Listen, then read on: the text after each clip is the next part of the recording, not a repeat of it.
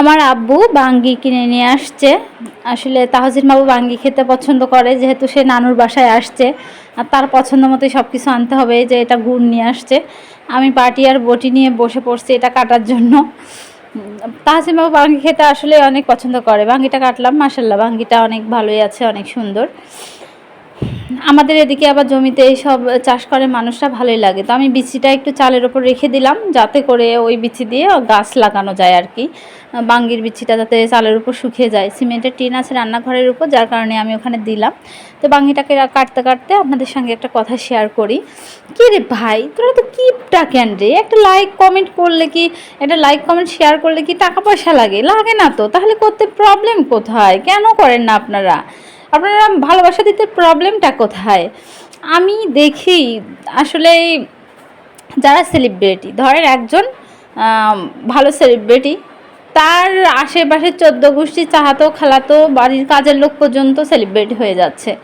কারণ না ওই তাদের করে করে তারা মানে তাদের পরিচয়ে পরিচিত হয়ে যাচ্ছে। কিন্তু আমরা যাদের আমাদের কেউ নাই, আমরা নিজের থেকে প্রচেষ্টায় একটু শুরু করতেছি। আপনারা তারা কাউকেই সাপোর্ট করতে চান না। আমরা যদি আমাদের সাপোর্ট না করি, আমাদের কে সাপোর্ট করবে বলেন? তো যার কারণেই বলতেছি, আমাদের সবার একসঙ্গে কাজ করে যেতে হবে, সমান তালে তাল মিলিয়ে কাজ করে যেতে হবে।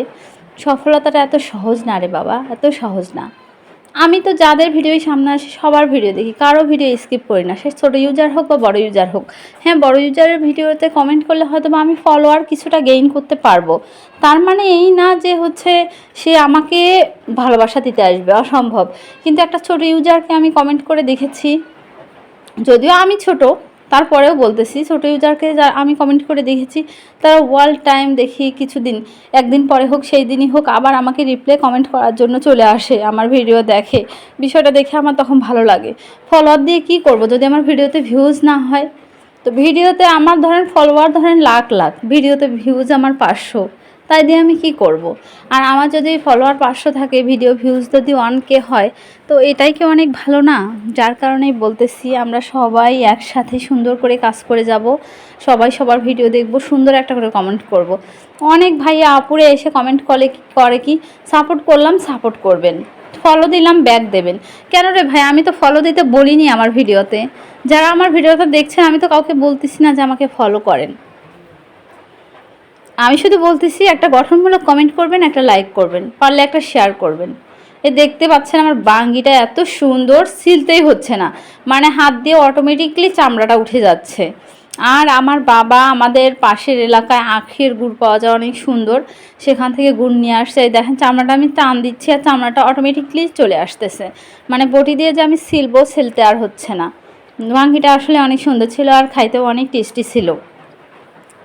তো যে কথা বলতেছিলাম, আমরা সবাই সবাইকে সাপোর্ট করব, ভালোবাসা দেব, সবার পাশে থাকবো, এগিয়ে যাব। কারণ আমরা এখানে সবাই একটা উদ্দেশ্যে এসেছি, যার উদ্দেশ্যটা যেন সবাই সফল করতে পারি, সেই অনুপাতেই কাজ করব। ইনশাল্লাহ সবাই সবার পাশে থাকবো, ভালোবাসা দেব। তো এই যে কথা বলতে বলতে আমার বাঙ্গিটা কাটা শেষ হয়ে গেছে। এখন বাঙ্গিটা এই যে আমি প্লেটে নিলাম, এখন গুড়টা শুধু বাটিতে বের করে নেব। আমার 2 আব্বাকেই ডাকবো, আমরা 3 জনে মিলে খাবো, আমার তাহসিন বাবা আর আমার আব্বু। তো গুড়ের এমন জোরে গিট্টি দিছে দোকানদার যে গিট্টিটা খুলতেই পারলাম না। এখন আমার হাত না, মুখকেও কাজে লাগাতে হলো, দাঁত দিয়ে গিট্টিটা আমার খুলতে হলো, যার কারণে আমি একটু ওপাশ হলাম। তো এই যে গিট্টি খোলা হয়ে গেছে, আমি এখন গুড় বার করবো। অনেকেই বাঙ্গি এমনিতেই খায়, কিন্তু আমি গুড় বা চিনি দিয়ে খাইতে আমার বেশি ভালো লাগে, আমি কমফোর্ট ফিল করি। গুড় বা চিনি ছাড়া আমার আবার ভালো লাগে না বাঙ্গি খাইতে, কেমন জানি একটা অন্যরকম লাগে। গুড় আর চিনি দিয়ে একটু মিষ্টি মিষ্টি লাগে, আমার কাছে ভালো লাগে। কে এরকম গুড় চিনি দিয়ে খাইতে পছন্দ করেন, তারা অবশ্যই কমেন্ট করে জানাবেন। আর ভিডিওটা ভালো লাগলে অবশ্যই লাইক কমেন্ট শেয়ার করে দেবেন, অবশ্যই পাশে থাকবেন, ভালোবাসা দিয়ে আমিও থাকবো ইনশাল্লাহ। তো যদি কেউ বাঙ্গি খেতে পছন্দ করেন, তার দাওয়াত রইল, আসবেন আমার বাসায়, আমি পেট পুরে বাঙ্গি খাওয়াবো। কেননা আর যাই হোক, আমরা মধ্যবিত্ত মানুষ, তো দামি কিছু খাওয়াতে পারবো না, বাঙ্গির দামটা বেশি না, স্বল্প টাকায় আমি খাওয়াতে পারবো ইনশাল্লাহ।